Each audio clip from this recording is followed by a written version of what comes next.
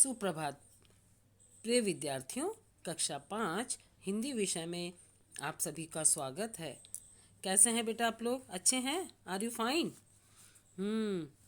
तो बेटा कल अपन ने हमारी जो पाठ्य पुस्तक है मेधा, उसका पाठ 5 भामाशाह का त्याग, इसका भाग 1 पढ़ा था। जो स्टोरी ऐतिहासिक कहानी है, इसका भाग 1 पढ़ा था और आज बारी है भाग 2 के पढ़ने की।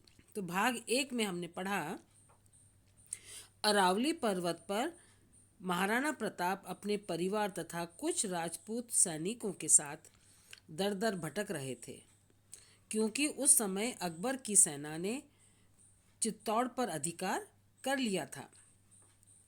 उस समय महाराणा प्रताप को बस एक ही धुन थी कि चित्तौड़ की पवित्र भूमि पर कैसे अधिकार करें। और महाराणा को यह सोचकर निराशा हो रही थी कि बिना धन के मुगल बादशाह की सेना के साथ युद्ध कैसे करेंगे। अंत में महाराणा ने निश्चय किया कि प्राणों से प्यारी जन्मभूमि को छोड़कर राजस्थान से बाहर चले जाएं।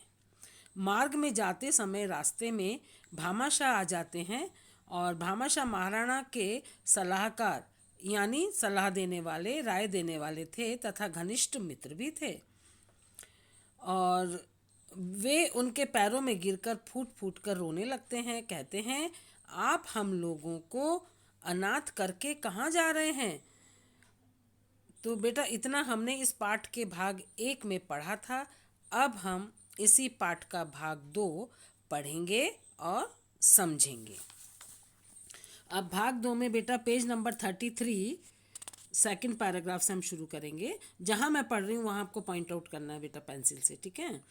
महाराणा प्रताप ने भामाशाह को उठाकर गले से लगा लिया और अत्यंत दुख से कहा, आज भाग्य हमारे साथ नहीं है।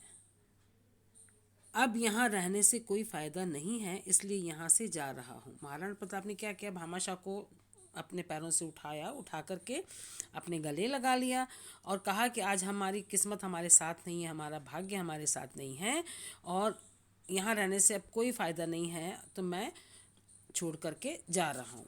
कहीं कुछ धन मिल जाए तो उससे सेना एकत्र करके फिर से चित्तौड़ का उद्धार करने वापस अवश्य लौटूंगा।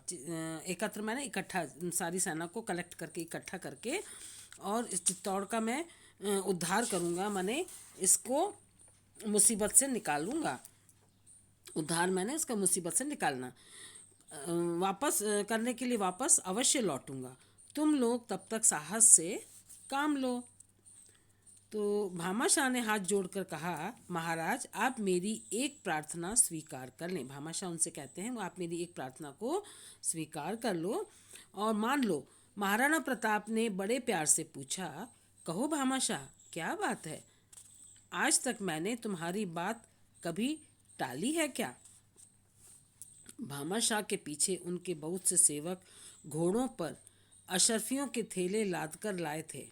अशर्फी माने गिन्नियाँ, है ना, वो सोने या चांदी की जो गिन्नियाँ होती हैं उनको अशर्फियाँ कहते हैं।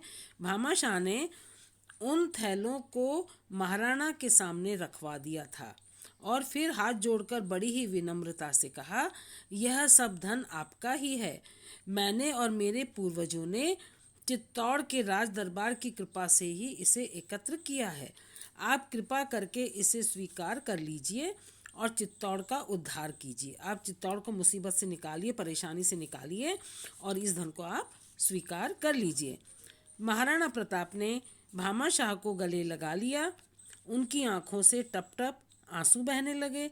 वे बोले, तुम धन्य हो भामाशाह। लोग महाराणा प्रताप को देश का उद्धारक कहते हैं, लेकिन इस पवित्र भूमि का उद्धार तो तुम जैसे उदार पुरुषों से ही होगा। उद्धारक मैंने मुसीबत से निकालने वाला और उदार मैंने दयालु, है ना, दयालु तो तुम हो। और लोग मुझे कहते हैं, लेकिन बताओ तुमने कितना बड़ा काम किया है। तो वो गदगद हो गए और कृतज्ञ हो गए उनके प्रति। कहते हैं, अब पेज नंबर 34 पर आ जाइए बेटा, सबसे ऊपर। कहते हैं कि भामाशाह ने महाराणा प्रताप को इतना धन दिया था जिससे 2500 सैनिकों का खर्च लगभग 12 वर्षों तक उठाया जा सकता था। उस धन से महाराणा प्रताप ने सेना एकत्र की और मुगल सेना पर आक्रमण किया। मुगलों के अधिकार की बहुत सी भूमि पर महाराणा ने विजय प्राप्त की और उदयपुर में अपनी राजधानी बना ली, है ना। तो उन्होंने महाराणा ने युद्ध किया और मुगल सेना पर आक्रमण किया और उनके मुगलों के जो अधिकार में थी बहुत सारी भूमि वो अपने कब्जे में की और उदयपुर को वहाँ की राजधानी बना लिया। जैसे महाराणा प्रताप की वीरता इतिहास में प्रसिद्ध है, वैसे ही भामाशाह का त्याग भी विख्यात है। विख्यात मैंने प्रसिद्ध, मशहूर। ऐसे त्यागी पुरुष ही देश का गौरव बढ़ाते हैं। आज भी लोग भामाशाह की समाधि पर दर्शन करने उदयपुर जाते हैं। उदयपुर में राजाओं की समाधियों के बीच ही उनकी भी समाधि बनी हुई है। तो ये पाठ हमारा पूरा हो गया बेटा। मुझे लगता है आपको समझ में आ गया होगा महाराणा प्रताप और भामाशाह के बीच का जो संवाद वगैरह है, कम्युनिकेशन, है ना। तो देखिए ऐसे थे हमारे भामाशाह, उनका कितना बड़ा सेक्रीफाइस रहा है, कितना बड़ा त्याग रहा है देश के लिए। उन्होंने अपनी सारा धन दौलत महाराणा प्रताप को सौंप दी, है ना। अब ये शब्दार्थ है बेटा। नसीब, नसीब माने भाग्य, तनिक, तनिक माने ज़रा, थोड़ा सा, फूटी कौड़ी न होना, कुछ भी रुपए पैसे न होना, सलाहकार, सलाह या राय देने वाला, घनिष्ठ, घनिष्ठ मैंने बहुत नज़दीकी या गहरा, गहरे, और एकत्र मैंने इकट्ठा, उद्धार मैंने मुसीबत से निकलना और उद्धारक मैंने मुसीबत से निकालने वाला, उदार मैंने दयालु, काइंड पर्सन, है ना, और विख्यात मैंने प्रसिद्ध, मशहूर। ये शब्दार्थ भी हमारे हो गए बेटा। अब हम इस भाग 2 का रिवीजन कर लेते हैं, पुनरावृत्ति कर लेते हैं कुछ प्रश्नों के द्वारा। महाराणा ने किसे गले से लगा लिया था? महाराणा ने भामाशाह को गले से लगा लिया था। कब? जब वो उनके पैर पड़ रहे थे। उन्होंने भामाशाह से क्या कहा? उन्होंने भामाशाह से कहा, आज भाग्य हमारे साथ नहीं है, अब यहाँ रहने से कोई फ़ायदा नहीं, इसलिए यहाँ से जा रहा हूँ। कहीं थोड़ा धन इकट्ठा हो जाएगा तो चित्तौड़ का उद्धार करने वापस लौटूंगा, तब तक तुम हिम्मत रखो। अब अगला प्रश्न है बेटा, भामाशाह ने महाराणा से क्या प्रार्थना की? वे धन स्वीकार कर लें जो भामाशाह लेकर आए थे। ये बात उन्होंने भामाशाह ने महाराणा प्रताप से कही। भामाशाह ने महाराणा प्रताप को कितना धन दिया?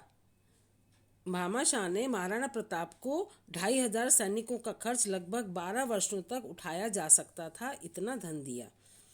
और महाराणा ने विजय प्राप्त करके राजधानी कहाँ बनाया?